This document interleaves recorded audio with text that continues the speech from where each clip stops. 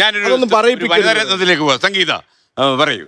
എല്ലാം ശരിയാക്കി തരാന്ന് പറഞ്ഞിട്ട് വന്ന് LDF സർക്കാർ വന്ന് എല്ലാ സിസ്റ്റം മൊത്തം തകരാറിലാക്കി പോയി.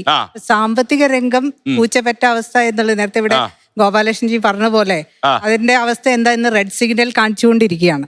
അപ്പൊ ആ റെഡ് സിഗ്നലിൽ നിൽക്കുമ്പോൾ ഏറ്റവും വലിയ ചാലഞ്ച് എന്ന് പറയുന്നത് ഇന്നത്തെ ഗവൺമെന്റിന് ഈ സാമ്പത്തിക രംഗം തന്നെയാ.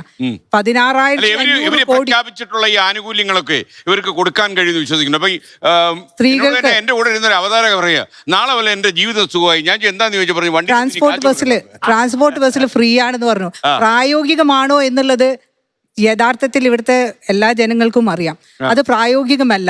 ഇപ്പോൾ തന്നെ അറിയാം KSRTC എത്ര നഷ്ടത്തിലാണ് ഓടിക്കൊണ്ടിരിക്കുന്നത് എന്നുള്ളത്. അപ്പോൾ ആ KSRTC അടച്ചു പൂട്ടേണ്ട ഒരു ഗതികേടാണ് വരാൻ പോകുന്നത്. ഇപ്പം നമുക്കറിയാം ഈ ഒരു കാലയളവിൽ തന്നെ ഇപ്പോഴത്തെ അവസ്ഥ 16,500 കോടി രൂപ അധികം അടുത്ത യുവതലമുറ ഇന്ന് അവരുടെ വരുമാനം പണയം വെച്ചിട്ടുള്ള ഒരു സ്ഥിതിയാണ്. 2030 ആകുമ്പോഴത്തേനും ആ ഒരു തുക അടച്ചു തീർക്കണം ഇന്ന് കിഫ്ബിയിൽ നിന്ന് എടുത്തുള്ള തുകയ്ക്കനുസരിച്ച്. അപ്പം അത്തരത്തിൽ സാമ്പത്തിക രംഗം ഏറ്റവും മോശമായ ഒരു സ്ഥിതിവിശേഷം നിൽക്കുമ്പോൾ അതൊരു വലിയ ചാലഞ്ചാണ് ഇനിയുള്ള ഗവൺമെന്റ്.